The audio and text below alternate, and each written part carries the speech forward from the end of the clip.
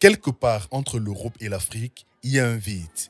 Celui que ressent tout investisseur de la diaspora face à un marché qu'il ne connaît qu'à travers des récits, des rumeurs, parfois des désillusions. Comment faire confiance à distance? Comment poser sa première pierre quand on ne peut pas poser les pieds? Les 26 et 27 juin, à Bruxelles, ce silence a trouvé sa réponse.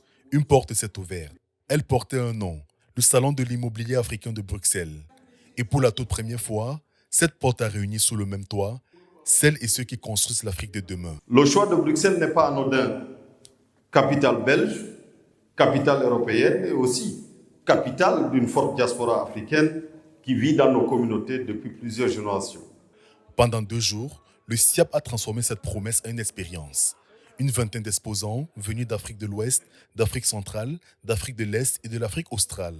Des promoteurs qui bâtissent, des agences qui accompagnent, des organismes de financement qui rassurent, des gestionnaires de patrimoine qui structurent.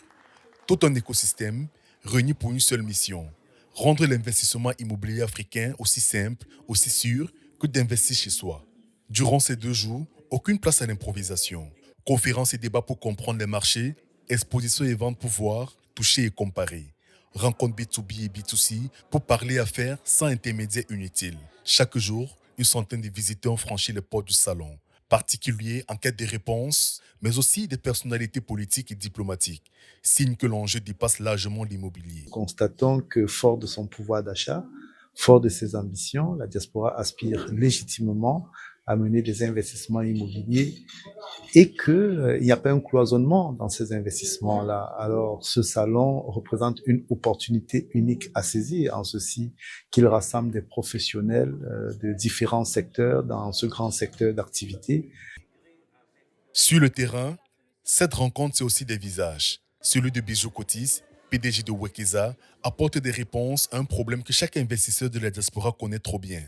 Nous aidons la diaspora à lever les blocages qui les empêchent d'investir dans leur pays d'origine. Le SIAB n'a pas vendu des mètres carrés, il a vendu une certitude, celle de ne plus investir seul. Une première édition, déjà pleine de promesses, et sans doute le premier chapitre d'un rendez-vous que la diaspora africaine ne voudra plus manquer. Bruxelles a ouvert les portes, à l'Afrique désormais d'y construire.